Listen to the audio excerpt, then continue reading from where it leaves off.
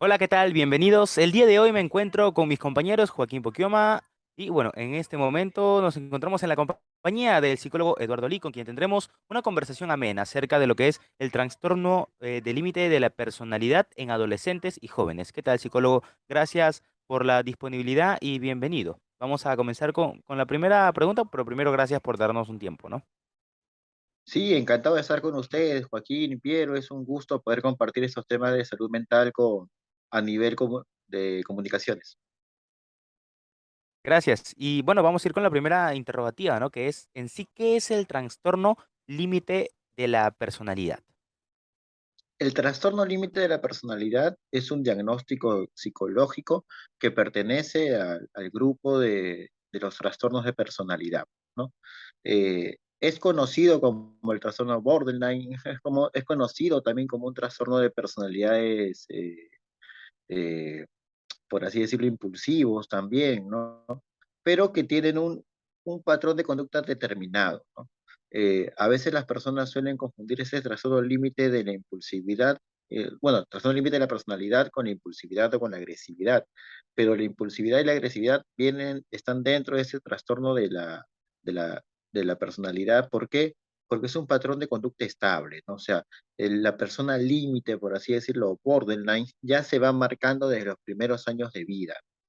Entonces, si bien es cierto, este diagnóstico recién se puede diagnosticar a partir de los 18 años en adelante, que es cuando una persona ya se puede decir que estableció su personalidad, esto se puede ir previniendo más que todo la magnitud del daño desde los primeros años de vida o incluso desde la infancia o adolescencia, ¿no?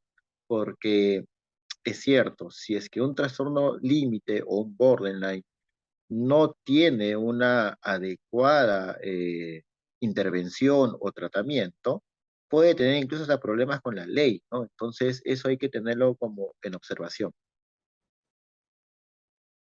Bien, claro, y justamente como lo mencionaba, a ese punto también, que bueno, lo aclaro, está dirigida esa entrevista. Estamos tratando de centralizar, por así decirlo, lo que es el trastorno límite de la personalidad en etapas de la vida como la adolescencia y la juventud, que se sufren mayormente este tipo de cambios y tal. Exacto, Entonces, exacto, exacto. sí. Bueno, entonces como le comentaba, dentro de estas etapas, que bueno, también sabemos que hay actitudes que se suelen confundir mucho, que probablemente las dejamos pasar como situaciones normales, pero de eso vamos a comentar un poquito más adelante. Ahora, de acuerdo a una investigación que hemos realizado con el equipo de trabajo, existe una publicación de la Oficina para la Salud de la Mujer que manifiesta que la población femenina es la más propensa a ser diagnosticada con TLP.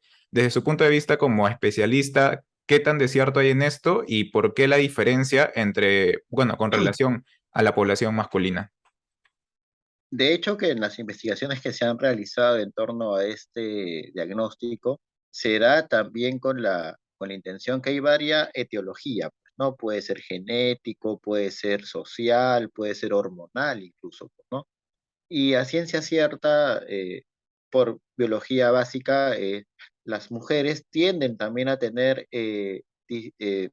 mayor intervención de las hormonas en sus organismos, ¿no? A diferencia de los hombres de repente, ¿no?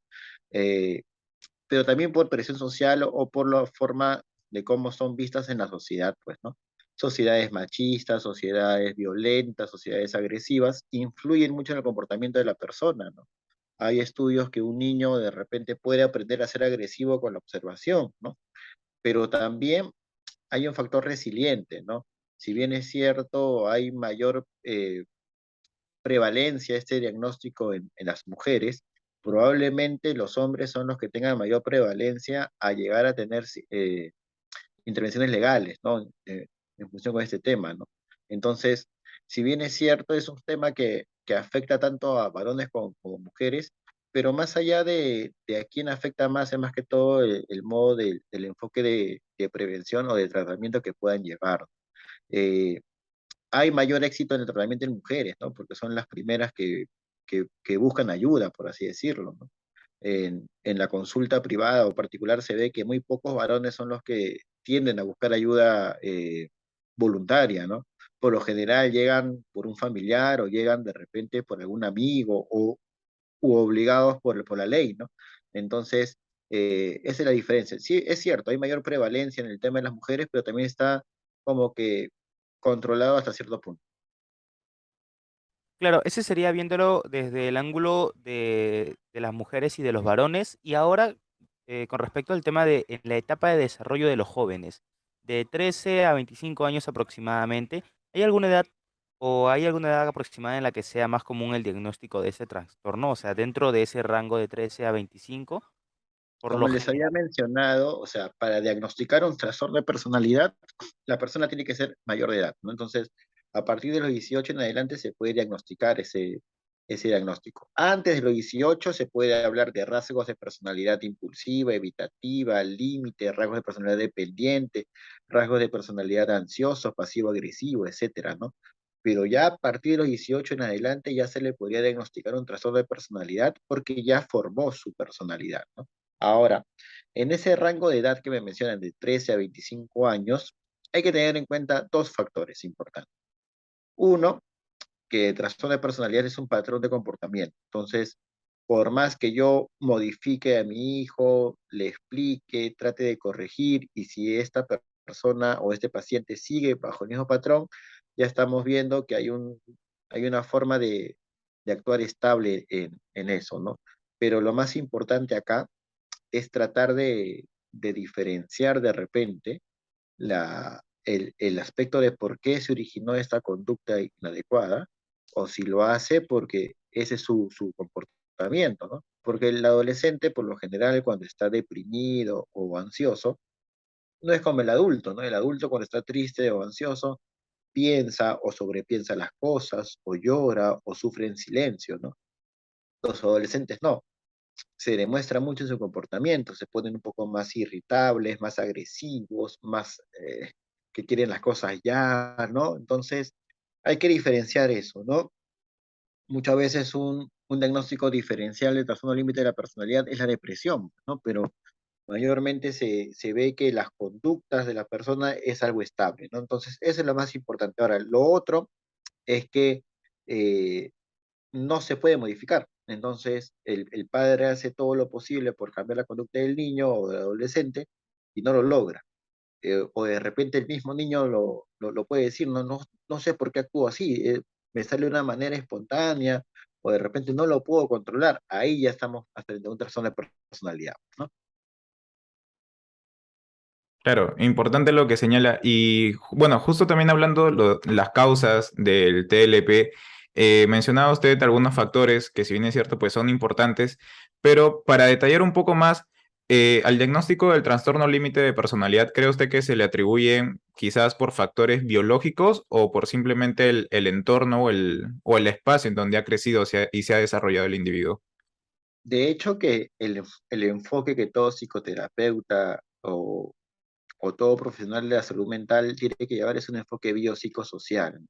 Entonces, en mi opinión profesional y en mi experiencia clínica que tengo en el campo, yo puedo decir que un trastorno límite de la personalidad se puede originar tanto por factores biológicos como por factores sociales, ¿no?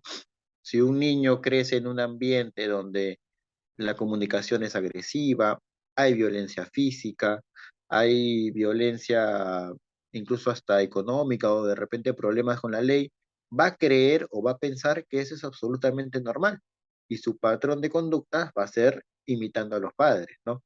Ahora, da la casualidad también que hay situaciones o momentos en los cuales también eh, hay un factor importante que es la resiliencia, ¿no?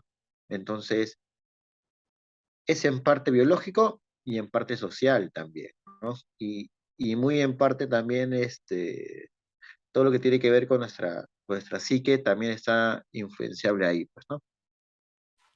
Todo esto se viene desarrollando entonces a lo largo de la etapa del crecimiento del individuo, ¿no? Pero muchas veces pasan desapercibidos algunos síntomas, u otros factores, acciones que nos pueden llegar a una conclusión a nosotros, las personas que no necesariamente somos especialistas, ¿no? Entonces, ¿cómo podríamos identificar esa brecha que hay entre un paciente natural o normal, que no tenga el trastorno, y uno que sí lo lleva?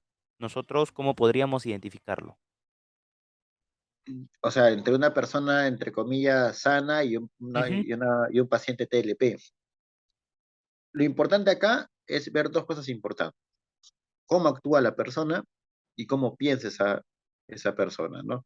Si yo de repente observo el comportamiento de una persona y veo que es una persona que de repente quebranta las normas sin ningún tipo de remordimiento, es calculador también, es una persona que también suele tomar decisiones de manera impulsiva o de manera agresiva, su lenguaje, su postura, eh, y sobre todo que buscan llenar un vacío existencial con algo, ¿no?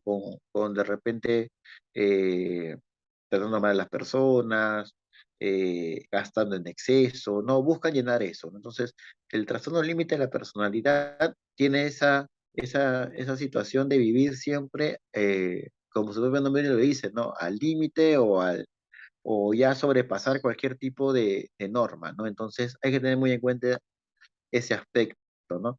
Y se diferencia mucho de una persona sana porque de repente una persona sana suele decir, wow, sí, me equivoqué con esto, pero puedo cambiarlo, puedo modificarlo. En el TLP no hay ese cargo de conciencia. Claro, incluso porque en la adolescencia o en los jóvenes quizás hay muchas veces o cuadros emocionales, por decirlo así, que lo dejamos pasar porque creemos que es un síntoma más de la adolescencia, quizás de todo el ámbito que nos rodea, no tanto académico, social y todo lo demás. Es cierto, ¿no? A veces los padres suelen tener esa sensación de que a mi hijo no le pasa nada, pero en realidad no le preguntan cómo se sienten, ¿no? Yo siento mucho en la consulta que los padres preguntan qué tal te fue en el colegio, o qué tal te fue en la calle, o qué tal te fue en tal sitio, ¿no? Y la respuesta de muchos adolescentes es bien, mal, ahí, más o menos. Ah, sí, me fue bien, ¿no? Pero ese bien o ese mal o ese ahí no es una emoción, pues, ¿no? No es algo como me estoy sintiendo, es una eh, calificación que le doy en general a algo, ¿no? Debemos preguntar cómo te has sentido en el colegio, te sientes bien con tu profesora, te sientes feliz con tus compañeros, ¿no? Indagar emociones, porque muchas veces las emociones o la frustración o la tristeza que vamos conteniendo se puede desencadenar en un problema de impulsos, ¿no? Entonces, ahí es muy importante la manera en cómo enfoco yo las emociones en ellos, ¿no? La adolescencia influye porque es un cambio hormonal en las personas, sí, pero no al punto de llegar a quebrantar normas. Entonces, hasta ahí es cómo diferenciamos nosotros el tema de un o bueno, un futuro TLP o de repente un problema emocional o un trastorno emocional. Ujú. Ahora, bueno, ya una vez diagnosticado, pues la persona con la enfermedad, con el trastorno, desde el punto de vista profesional o clínico, por decirlo así, ¿cuál es el tratamiento oportuno para esta enfermedad? Todo trastorno de personalidad, o mejor dicho, específicamente en el TLP, tienen que recibir dos tipos de tratamiento: un trastorno psicoterapéutico bueno, un tratamiento psicoterapéutico y un tratamiento psiquiátrico. ¿Por qué? Porque para controlar un poco esas conductas, ya sea impulsivas o violentas o airadas, es necesario, sí, que la persona esté medicada. ¿Qué tipo de terapias puede recibir un paciente con TLP? Puede recibir un tratamiento cognitivo-conductual. Ahora que está en auge el tema de terapias contextuales, ¿no?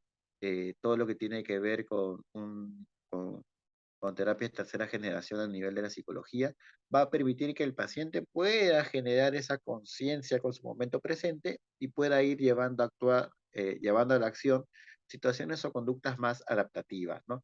Pero sí, es tratamiento psiquiátrico y tratamiento psicológico de la mano. Excelente. Y en el caso del ámbito, por ejemplo, familiar, ¿no? No solamente del tema clínico, sino de un tratamiento familiar o del ambiente que rodea al paciente, ¿qué tipo de errores son comunes que se suelen cometer, ¿no? Al momento de reaccionar ante un caso cercano de TLP. Y no solamente con respecto al TLP, ¿no? Pero la familia tiene que ser un soporte fundamental en todo proceso psicoterapéutico. Específicamente en un trastorno TLP, la comprensión y la tolerancia tienen que primar. Y es cierto, parte de la terapia de los TLP, parte de la terapia de cualquier trastorno de personalidad, hay terapias grupales, terapias familiares, terapias en que los propios familiares también ellos mismos reciben acerca de toda esta carga tensional o emocional que puedan tener a raíz de tener un familiar con este diagnóstico, ¿no? Si bien es cierto, nosotros no somos diagnósticos andantes, ¿no? No vamos por la calle con un letrero que diga soy TLP, soy depresivo, soy ansioso, soy bipolar, no hay eso, ¿no?